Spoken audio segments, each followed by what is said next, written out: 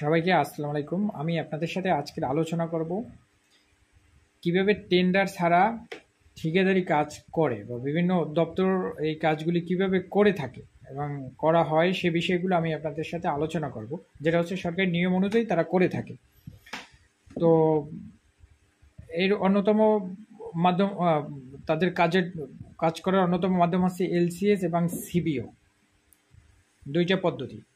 তো এর মধ্যে এলসিএস কি? এলসিএস হচ্ছে লেবার কন্ট্রাক্ট্যান্ট সোসাইটি, চুক্তিবদ্ধ শ্রমিক দল।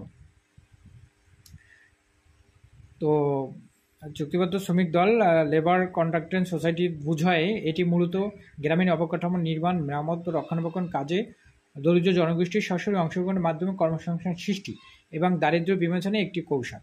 এটি প্রথাগত ঠিকাদারি ব্যবস্থার মধ্যস্থভোগীদের এড়িয়ে শ্রমিকদের সরাসরি কাজের সুযোগ করে দেয়। তো লক্ষ্য উদ্দেশ্য নির্ধারণ: এলাকার দরিদ্র, ভূমিহীন, সুবিধাবঞ্চিত শ্রমজীবী মানুষকে লক্ষ্য করে এলসিএস গঠন করে।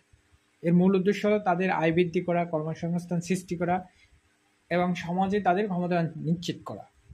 তো সদস্য নির্বাচন: এলসিএস সাধারণত 7 থেকে 30 সদস্যর নিয়ে গঠিত হয়। এই সদস্যরা মূলত প্রকল্প এলাকার দরিদ্র মহিলা, পুরুষ শ্রমিকদের মধ্য থেকে নির্বাচিত হয়।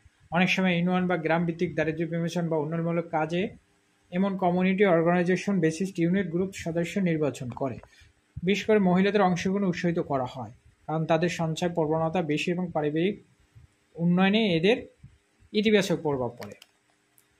নেতৃত্ব নির্বাচন: এলসিএস সদস্যরা তাদের মধ্য থেকে একজন সভাপতি, একজন সেক্রেটারি নির্বাচন করেন, যারা দলের কার্যক্রম ও সমন্বয় পরিচালনার পদ্ধতি থাকেন।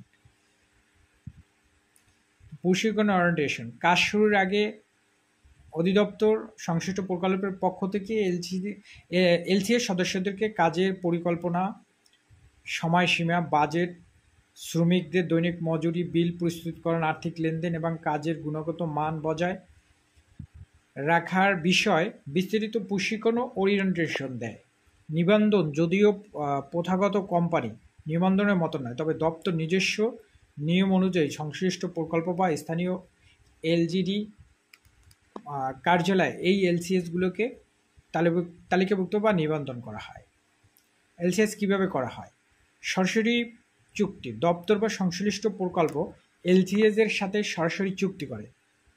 পাবলিক প্রকিউরমেন্ট রুলস, পিপিআর 2008-এর রুল 3-76 ধারা অনুযায়ী দারিদ্র্য বিমোচনের উদ্দেশ্য সরাসরি ক্রয় পদ্ধতি, ডিরেক্ট প্রকিউরমেন্ট মেথড ব্যবহার করে এই চুক্তি করা হয়।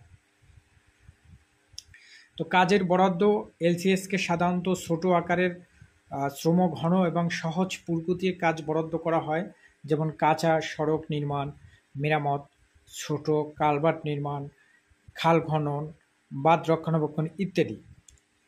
তো শ্রমিকদের কাজ: এলসিএস সদস্যরা তাদের নিজেদের শ্রম ব্যবহার করে কাজটি সম্পন্ন করে। এটি মধ্যস্থভোগীদের ঠিকাদার লাভ কেটে দেয়, শ্রমিকদের আয় বাড়ায়।